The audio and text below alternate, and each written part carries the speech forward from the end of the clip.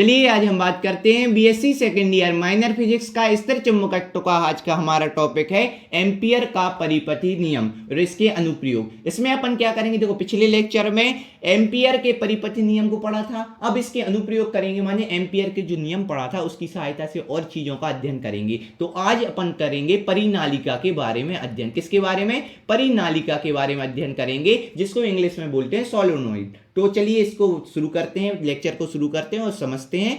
तो सबसे पहले अगर हम बात करें तो परिनालिका के बारे में, तो परिनालिका होता क्या है? देखो क्या होता है कि एक मान लो सपोज करो ये वायर है, ये तार है, तो इसको अगर अपन स्प्रिंग रूप में दे दें, माने स्प्रिंग बना दे, इसकी स्प्रिंग बना दें, तो ये क्या बन जाएगी? परिनालिका कहलाने लगेगी। तो यही कहलाती है परिनालिका। क्या? जब तार को अपन स्प्रिंग बना दे, देखो स्प्रिंग जैसा दिख रहा है ना, स्प्रिंग बना दे तो ये क्या कहलाने लगेगी? परिनालिका कहलाने लगेगी। इसमें क्या करेंगे अपन परिनालिका में, मान लो अपन ने यहां बैटरी जोड़ दी, ये बैटरी जोड़ दी और स्विच लगा दिया। अब जब अपन यहां स्विच चालू करेंगे तो इससे क्या होगा? विद्युत धारा प्रवाहित होने लगेगी, विद्युत धारा प्रवाहित होने लगेगी, माने विद्युत धारा बहने लगी, करंट बहने लगेगा, ठीक है ना। तो इससे क्या होगा, मान लो ये सपोज करो, देखो एक चीज और आप ध्यान रखना, ये जो इमेज में हम आपको बताते जा रहे हैं ना किस प्रकार हो रहा है, इसको ध्यान से समझना तो आपको टॉपिक बहुत अच्छे समझ में आएगा। मान लो यहां से ये विद्युत धारा प्रवाहित अंदर हुई और ये देखो अंदर गई और फिर बाहर की ओर आई। देखो 3D में इमेज है, आपको समझना है। फिर बाहर आ रही है, फिर अंदर की ओर गई, फिर ऐसा बाहर आ रही है, फिर अंदर की ओर गई।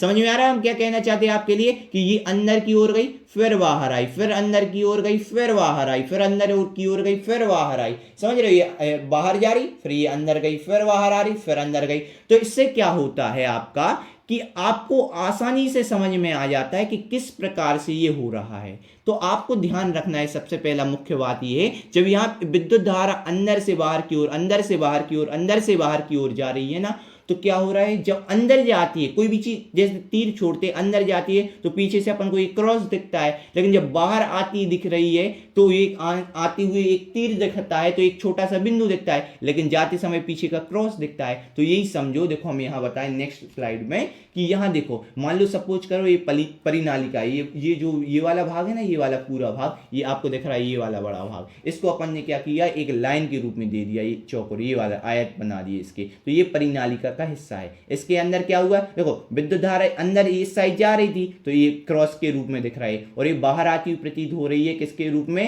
बिंदु के रूप में बाहर आती हुई कैसी दिख रही है? प्रतीत हो रही है, आज बाहर की ओर आती दिख रही है। तो ये अपन ने क्या मान लिया? इसको परिनालिका मान लिया। अब सुनो, ध्यान करो, अब अपन ने फिर क्या किया, इसमें एक परिपथ नियम जो आपने एम्पियर का पढ़ा था उसके आधार पर एक पथ मान लिया, अपन ने एक पथ मान लिया, सपोज करो ये रख दिया, क्लियर। और जब यहां देखो विद्युत धारा प्रवाहित हो रही तो ये चुंबकीय क्षेत्र भी उत्पन्न होगा। तो चुंबकीय क्षेत्र इस प्रकार से उत्पन्न हो रहा है, ये दिख रहा है बी, चुंबकीय क्षेत्र बी वेक्टर दे रहे हैं नाम, ठीक है ना। तो ये क्या हुआ कि यहां से चुंबकीय क्षेत्र जा रहा है। अब अपन क्या करेंगे, सबसे पहले अगर हम बात करें तो ये पढ़ेंगे, पहले थ्योरी पढ़ो कि एक परिनालिका जिसे एक बैटरी से जोड़ दिया जाता है, अपन ने बैटरी से जोड़ दिया था, जिसमें आई धारा प्रवाहित होती है, ठीक है, आई धारा प्रवाहित हो रही है, ठीक है ना, आई धारा प्रवाहित हो रही है। इसके बाद परिनालिका में जब धारा बाहर की ओर आती है तो प्रतीत होता है कि उसे माने बाहर की ओर आती प्रतीत होती है, तो उसे अपन क्या कि बिंदु से दर्शाते हैं, ठीक है ना। तो बिंदु से देखो बाहर आ रही है, जब कोई, देखो समझने की कोशिश करना, क्योंकि ये माने ना आपको 2D में दिख रहा है, बिल्कुल प्लेन सरफेस पे दिख रहा है, लेकिन आपको फील करना होगा जब, जैसे मान लो कोई भी चीज तुम्हारे सामने आती हुई दिख रही, मान लो कोई तीर जो आता ही हुआ दिख रहा होगा, तो तुम्हें कैसा देखेगा? ऐसा कि एक छोटा सा बिंदु आते हुए दिख रहा होगा, और जब ये है ना अंदर की ओर जब विद्युत धारा जा रही तो तुम्हें जैसे कोई भी है ना जो एरो होता है, मतलब जो बाण होता है वो अंदर की ओर जाता दिखता है, तो आपको ऐसा क्रॉस दिखता है। मान लो देखो ये तीर ऐसा होता है, ये आगे, और ये है ना क्रॉस बन रहा है। तो कब जब ये आगे वाला जो पोर्शन जब बाहर आते दिखता है तो तुम्हें ऐसे बिंदु के रूप में दिखता है, लेकिन जब जाते हुआ दिखता है तो ये ऐसा क्रॉस के रूप में दिखता है। तो वो ही बताना चाहते हैं। फिर परिनालिका पर PQRS एम्पियर पथ के रूप में कार्य करता है। मान लो अपन ने PQRS ये एम्पियर पथ ले लिया। इसके बाद क्योंकि हम जानते हैं कि परिनालिका के बाहर चुंबकीय क्षेत्र 0 होगा, मान लो देखो ये तो परिनालिका है अपनी, इसके बीच में तो ये चुंबकीय क्षेत्र B वेक्टर है, लेकिन अगर बात करें ये परिनालिका जो है इसके बाहर की ओर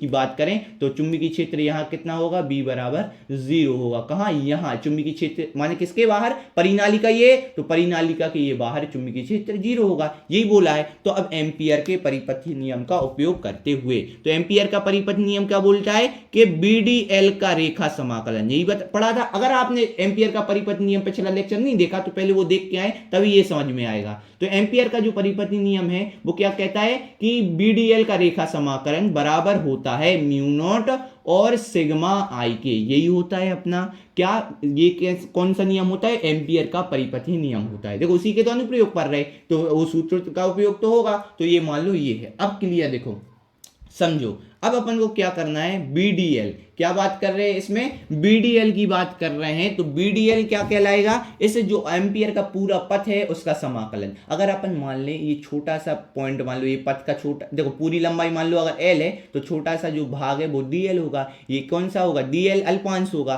तो क्या करेंगे अपन कि इसमें पूरा क्या छोटे छोटे भागों से बनेगा ये पूरा पथ, तो अपन इनका क्या करेंगे, P से लेके S तक का क्या कर लेंगे, समाकलन करेंगे। मानिए ये पूरा जो परिपथ होता है, अपन रेखीय समाकलन क्या कहलाता है, इसे जो पूरा पथ है उसके छोटे छोटे भाग को जोड़ते जोड़ते एक पूरा पथ बना लेना। तो ये BDL मान चुंबकीय क्षेत्र के साथ साथ ये छोटी छोटी लंबाई। तो देखो सबसे पहले ये क्या जाएगा, देखो सिंपल समझना आपको। सबसे पहले अगर P Q R S है तो पहले अपन चार भागों में तोड़ दिए, पहले P से Q की ओर, Q से R की ओर, R से S की ओर और S से P की ओर, दोबारा जी मिल गया, ठीक है ना। तो मान लो रेखीय समाकलन में पहले बात करें P से लेके Q की ओर, तो P से लेके Q की ओर BDL, कितना हो गया BDL। और इसके साथ साथ कोई कुछ है ना जो चुंबकीय क्षेत्र और जो छोटा सा अल्पांश है उसके बीच कोई कोण भी बनेगा, तो अपन मान ले रहे cos थीटा प्लस, ठीक है। ये तो हो गया P से Q तक। अब Q से R तक के लिए बात करें तो फिर दोबारा वही Q से लेके R तक जो समाकलन होगा वही same to same BDL cos theta. इसके बाद प्लस, फिर इसके बाद P से Q हो गया, Q से R हो गया, अब R से S जाएंगे, तो R से S जाना है तो R से S BDL cos theta plus, अब ये R से S आ गया, अब S से P दोबारा वापस आ जाएंगे, तो S से P जा रहा है BDL cos थीटा, क्लियर। और बराबर में क्या आएगा, म्यू नॉट सिग्मा आई, म्यू नॉट सिग्मा आई। अब देखो थोड़ा सा स्क्रीन छोटा पड़ रही है तो आप थोड़ा सा ये समझ लेना कि मैनेज कर लेना कि यहाँ तक ये पूरा है, ये इसके अंदर नहीं लिखा, ये वाला जो पोर्शन है ये इसके अंदर नहीं, चित्र के अंदर, वो अब यहाँ बन नहीं रहा था तो अपन ने लिख दिया, ठीक है ना। अगर तुम कंफ्यूज हो जाओ तो फिर एक काम कर रहे हैं अपन नीचे लिख दे रहे हैं, ठीक है ना, म्यू नॉट और फिर उसके बाद क्या होगा, सॉरी सिग्मा आई, ठीक है ना। अब नेक्स्ट लाइन में पढ़ेंगे और बताएंगे, लेकिन यहां सुन लो पहले ताकि तभी तो समझ में आएगा। अब देखो P से लेके Q तक, P से लेके Q तक की बात करें, अगर P से लेके Q तक की बात करें, यहां से लेके यहां तक, तो चुंबकीय क्षेत्र तो B है। अब चुंबकीय क्षेत्र की दिशा ये है और धारा भी इसी दिशा में बह रही। देखो आपको पता है जो परिपथ का नियम है, तो जब धारा बह रही यहां से, देखो ये अंदर जा रही, क्रॉस दिख रहा, अंदर से बाहर आ रही है, ऐसी अंदर से बाहर है, अंदर से बाहर है, अंदर से बाहर आ रही, तो क्या हो रहा है कि धारा इसमें बह रही है। तो जो धारा की दिशा है, देखो मान लो इस पथ में इतना बह रही है धारा और यही दिशा किसकी है, बी, चुंबकीय क्षेत्र की है। तो धारा की दिशा में चुंबकीय क्षेत्र की दिशा है, तो इसका मतलब क्या है कि जो है ना कोण होगा वो कितना होगा, 0 अंश होगा। इस वाले में PQ में कितना होगा, 0। देखो समझ में आया। देखो धारा भी मान लो यहाँ सपोज करो ये बह रही है और चुंबकीय क्षेत्र भी यही है, समझ रहे, तो इसके बीच में कोण कितने का होगा, 0 डिग्री का कोण होगा। कितने डिग्री का कोण होगा, 0 डिग्री का कोण होगा। तो ये क्या हो गया, cos थीटा कितना हो जाएगा, 0 हो जाएगा, क्लियर। इसके बाद बात करें ये, अब देखो यहाँ जिस धारा ऊपर साइड बह रही है और चुंबकीय क्षेत्र इस साइड है, तो बीच में कितने का कोण बन रहा है, तो 90 अंश का कोण बन रहा है। तो Q से R तक कितने बनेगा, 90 अंश का कोण बनेगा। देखो हम समझाते जा रहे, फिर नेक्स्ट स्लाइड में लिखेंगे। आपको बिल्कुल नोट्स की टेंशन बिल्कुल नहीं लेना, आपको बिल्कुल स्पष्ट रूप से नोट्स बना के हम दिखा रहे हैं आपको। देखो ये लिखा हुआ है पूरा, आपको मटेरियल लिखा है थ्योरी, और इसके साथ साथ जो डेरिवेशन वो कराते जा रहे हैं, तो उसकी टेंशन मत लेना, क्लियर। तो अब बात कर रहे हैं, देखो ये हो गया कि इसमें कितने अंश का कोण बन रहा है, 0 अंश का कोण बन रहा है। यहाँ कितना बन रहा है, 90 का। अब देखो अब क्या हुआ, अभी R से S की ओर धारा प्रवाहित हो रही, तो यहाँ तो भैया हमने बताया था, क्योंकि आपको देखो हमने क्या लाइन लिखवाई थी कि हम जानते हैं कि परिनालिका के बाहर चुंबकीय क्षेत्र ही 0 होता है। तो मतलब देखो ये परिनालिका तो ये है, और ये वाला भाग तो कहाँ आ रहा है, ये वाला जो भाग है आपको दिख रहा है ये तो चुंबकीय क्षेत्र के बाहर है, यानी यहाँ B ही क्या होगा, 0 होगा। मतलब ये पोर्शन B ही जब 0 हो गया तो देखो बीच में कोई चिन्ह नहीं, गुणा में, तो गुणा में मतलब सब चीजें क्या हो जाएंगी, ये पूरा पोर्शन ही क्या हो जाएगा, 0 हो जाएगा। ये 0 अंश नहीं होगा, ये पूरा पोर्शन ही जीरो हो जाएगा। क्यों? क्योंकि बी ही जीरो है। क्लियर, समझ में आया? क्योंकि ये जो पथ है वो चुंबकीय क्षेत्र से बाहर है, तो परिनालिका के ये भाग है जिसमें चुंबकीय क्षेत्र है, ऊपर तो है नहीं, तो बी बराबर ही जीरो होगा चुंबकीय क्षेत्र, तो ये पूरा पोर्शन जीरो हो जाएगा। फिर ये आ गया एस से पी की ओर, तो एस से पी की ओर ये है अपनी धारा की दिशा और ये का है चुंबकीय क्षेत्र की दिशा, तो इसलिए अपन क्या कहेंगे, ये कौन सा कोण बना रहा है, 90 अंश का, तो ये भी कितना होगा, 90 अंश का कोण यहाँ बनाएगा। क्लियर, तो अब नेक्स्ट स्लाइड में लिखेंगे तो आपको समझ में आ जाएगा ना कि कितने कोण कैसे बन रहे हैं। ठीक है ना? क्लियर, तो अपन सबसे पहले चालू करें, आगे बढ़ें। तो सबसे पहले जो अपना क्या था, जो P से लेके Q तक था BDL cos थीटा, तो वो cos थीटा कितना आ रहा था, पहले 0 आ रहा था, प्लस ये फिर B से Q हो गया। अब Q से R की बात करें तो BDL और cos कितना था, 90 अंश हो गया था, लंबवत था, प्लस अब R से S की ओर, R से S की ओर, अब B ही जो क्या हो गया, 0 हो गया, B ही कितना हो गया, 0 हो गया। तो अब उसमें तो है ना B 0 हो गया और cos थीटा भी कितना होगा। देखो लाइन कैसी थी,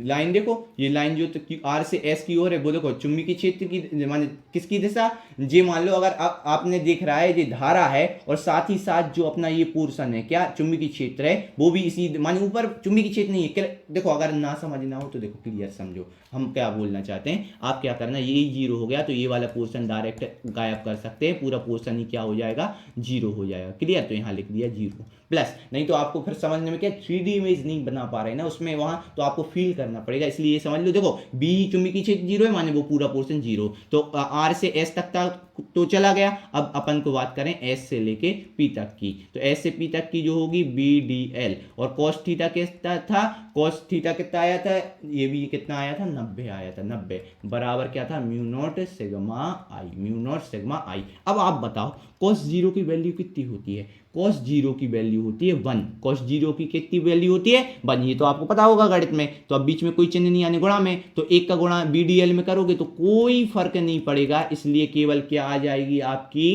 P से लेके Q तक BDL। समझ रहे हो बात के लिए, BDL आ गई, cos 0 का मान कितना होता है 1 और बीच में कोई चिन्ह नहीं गुणा, तो 1 का कोई लिखने का कोई मतलब नहीं, तो इतना ही बचा, प्लस अब इसके बाद देखो जो cos 90 की वैल्यू होती है, किसकी बात कर रहे हैं, cos 90 की वैल्यू होती है वो होती है 0, cos 90 की कितनी वैल्यू होती है 0, और 0 होती तो ये पूरा टर्म 0 हो जाएगा, ये 0 वैसे ही है और यहाँ भी cos 90 है तो ये भी 0 हो गया, तो ये वाला पूरा पोर्शन कितना हो गया, 0 हो गया। तो इसको अलग कर देंगे तो केवल क्या बचा, बराबर में क्या बचा, यहाँ बराबर में बचा म्यू नॉट सिग्मा आई, क्या बचा, म्यू नॉट सिग्मा आई। समझते जा रहे हो, देखो ये हो गया। अब क्लियर, अब सुनो देखो B से लेके BDL का अपन को क्या करना है, समाकलन करना है, तो जो B है वो तो कांस्टेंट वैल्यू होगी तो वो तो आगे आ गई, और ये P से लेके Q तक और केवल यहाँ बचा DL बराबर म्यू नॉट सिग्मा आई, म्यू नॉट सिग्मा आई। चलो यहाँ भी इसको भी अपन सॉल्व करें सिग्मा आई को, तो सिग्मा आई मतलब क्या होता है, धारा, आई मतलब क्या होता है, धारा, और सिग्मा मतलब होता है कुल धारा, टोटल धारा कितनी होगी पूरे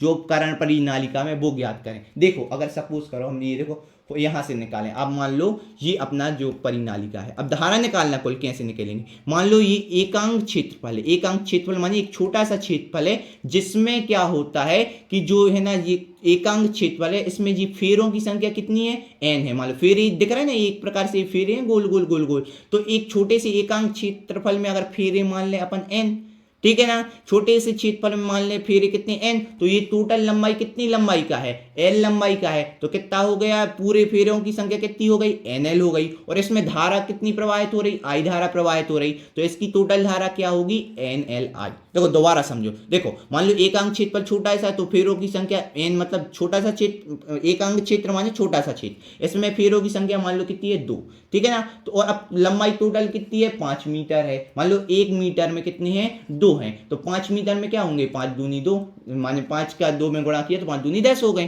क्लियर, तो क्या हुआ अपन का कि जैसे इसी प्रकार से अपन ने देखा कि छोटे से एकांक भाग में कितनी है n, एकांक भाग में फेरों की संख्या n है, तो टोटल लंबाई मान लो l है, तो पूरे भागों में फेरों की संख्या कितनी हो गई nl, और धारा कितनी प्रवाहित हो रही I, तो कितनी हो गई धारा टोटल nli।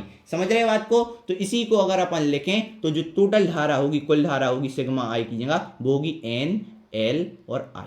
NLI। क्लियर? अब देखो समझ में आया। अब देखो इसको क्या करना है, P से Q तक DL जो भाग है, P से लेके Q तक, यहां देखो चित्र में देखो, P से लेके Q तक जो भाग है ये इसका समाकलन, मान लो DL क्या है, इसका छोटा सा भाग, तो पूरा भाग कितना होगा, छोटा सा भाग DL है, तो पूरा भाग जो होगा वो किसके बराबर होगा, L। देखो ये हमने लंबाई लिखी ना, ये परिनालिका में यहां से लेके यहां तक कितनी लंबाई है, माने सॉरी स्मॉल l है, ठीक है ना। तो ये P से Q तक की छोटा सा भाग अगर DL है तो पूरा भाग कितना होगा, L। तो यहाँ क्या आ जाएगा, इस पूरे समाकलन का मान कितना आ जाएगा, L आ जाएगा। कितना आएगा, L, और म्यू नॉट N L और I। अब देखो इस यहाँ केवल B बचे रहने दो, और यहाँ mu naught N L I। Clear? और बट्टे में देखो यहाँ बीच में कोई चिन्ह नहीं था, गुणा था, यहाँ L था तो गुणा में था, अब यहाँ जाके भाग में हो जाएगा बटे में, तो L से L क्या हो जाएगा, कट जाएगा। तो अपन को क्या प्राप्त होगा, B बराबर म्यू नॉट N I। क्या आएगा, mu naught N I। L से L कट गया, तो ये जो फॉर्मूला आएगा ये परिनालिका के लिए फॉर्मूला आएगा,